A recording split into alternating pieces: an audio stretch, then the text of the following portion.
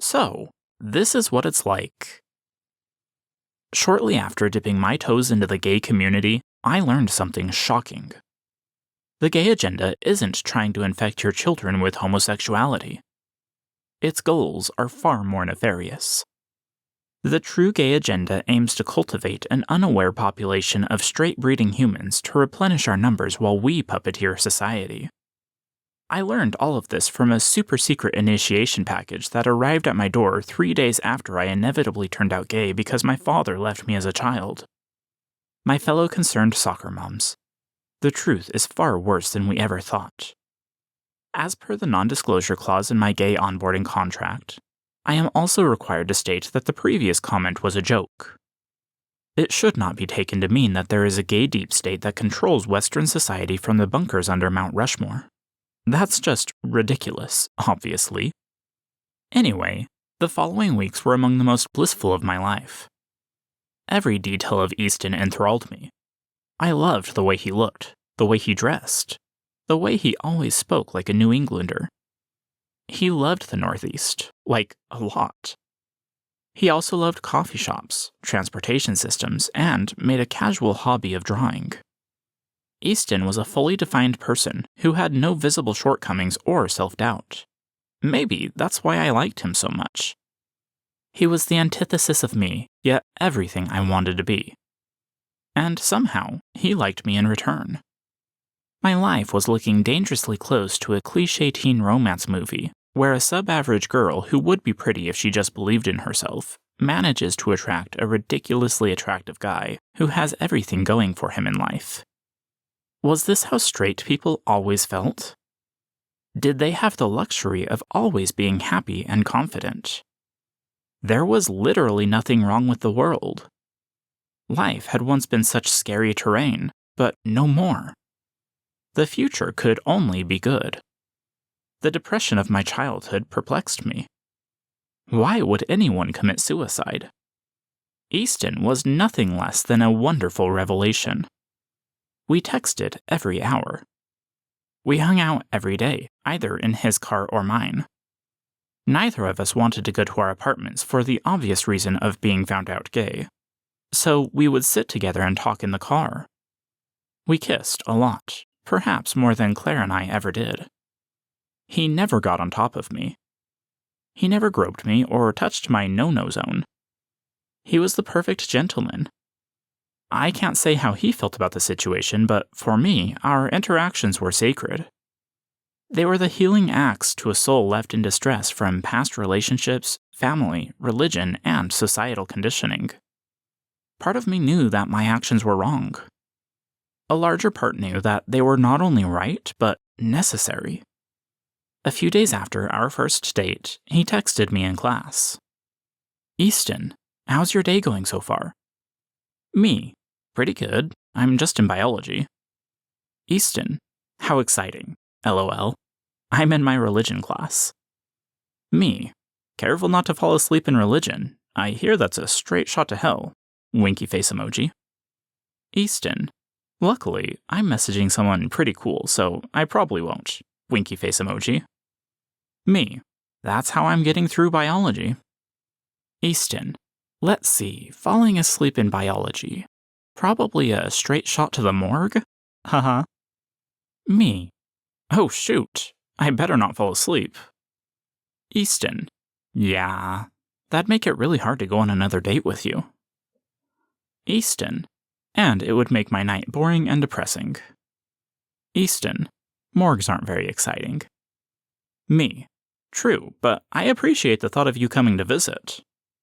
Easton, "And I'd have to watch Spectre by myself." Me, "Sadness. Let's just avoid that situation altogether." Easton, "Agreed. So just don't fall asleep in your class, and we'll be okay." I did not fall asleep. After class, I went to work. Since I broke up with Claire, work had become strained.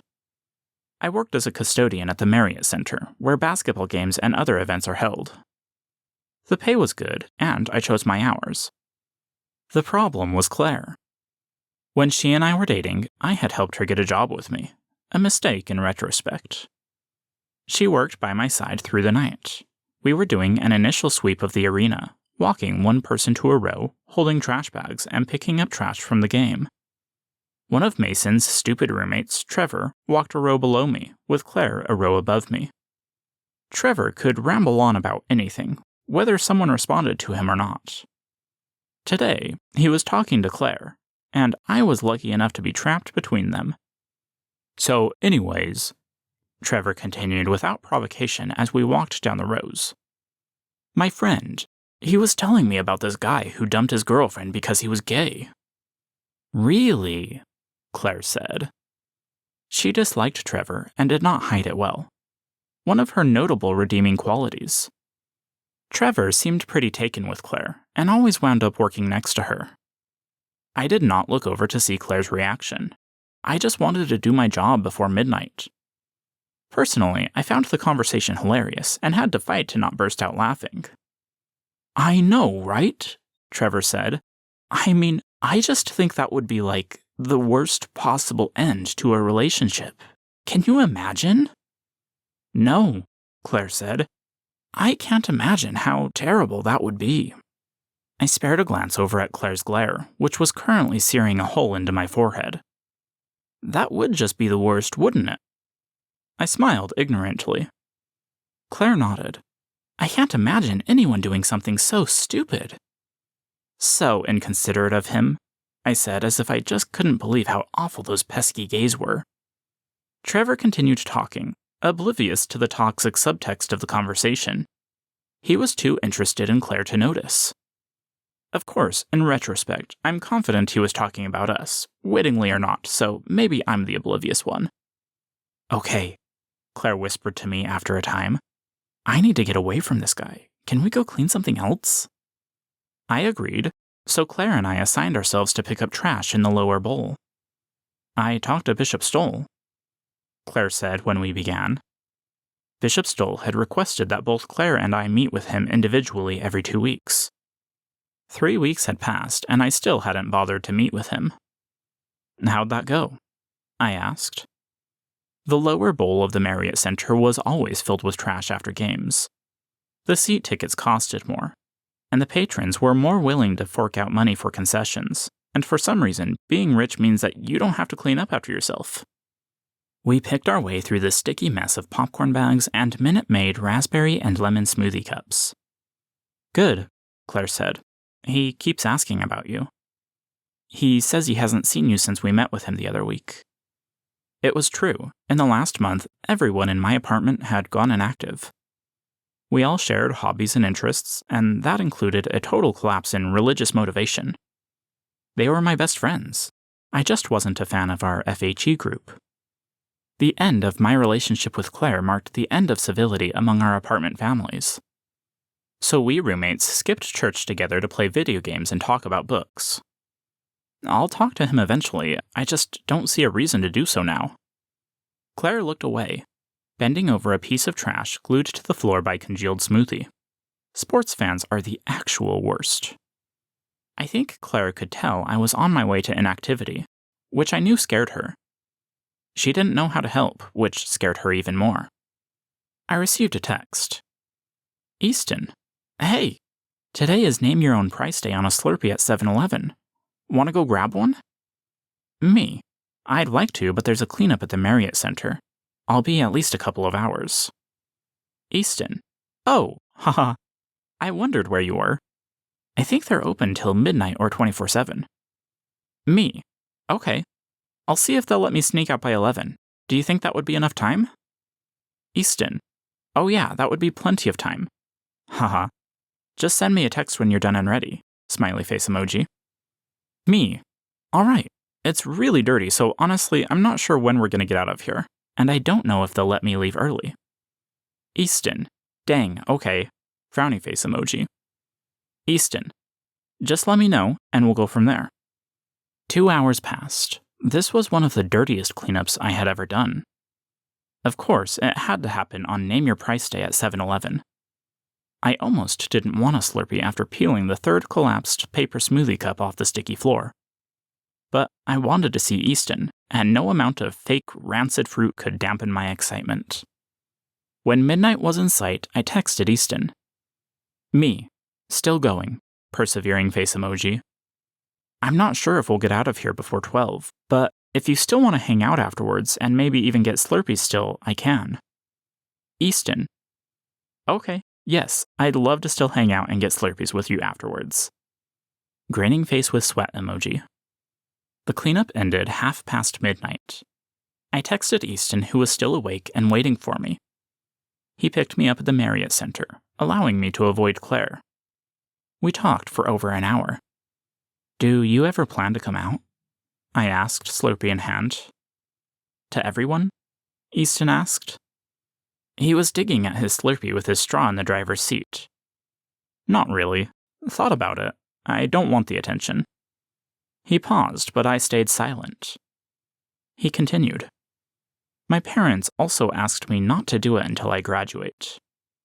They probably won't be happy no matter how long I wait, so there's that. I'm sorry.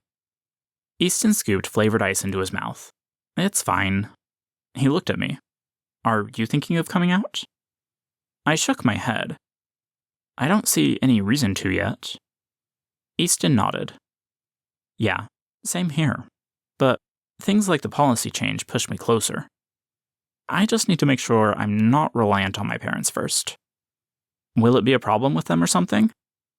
Easton sighed. It would drive a bigger wedge between us. I came out to them several years ago, and they flipped. My dad didn't even talk. He sent me an email. He informed me that I wasn't allowed to talk to my siblings until they were 18, so I don't confuse them. Also, he said if I chose to live that lifestyle, I would be written out of the will and would never be allowed to have that lifestyle come home with me. He didn't understand why I was choosing to disobey God's commandments by being gay. I cleared my throat, feeling entirely inadequate in my ability to respond. That must have been hard. Easton shook his head, eyes closing. I avoided them for months. I dyed my hair blonde, it was a whole thing. But they got mad at that too. My mom's super submissive and my dad's super controlling, so his word kind of became law.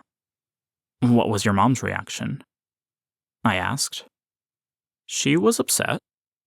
Easton placed his half-empty cup on the center console. I think she realized the impact this would have on our relationship, and it scared her. He bit his lip before continuing. I had hoped opening up would bring us closer, but it got worse. Things have only gotten better by not being open with them. I'm sorry you've had a hard time being open with them. Easton smiled. I'll get through it. Just have to have a better support group elsewhere. It's just hard. The situation with my family, and then with the people I've dated. Sometimes, I just kind of feel like used goods, you know? His words implied a deeper hurt than he ever let on, but prodding felt insensitive. Still, I understood better than he ever realized. My relationship with Claire had left me in a state of shock. I was still processing what happened. We had broken up less than 2 weeks ago. Yeah, I know.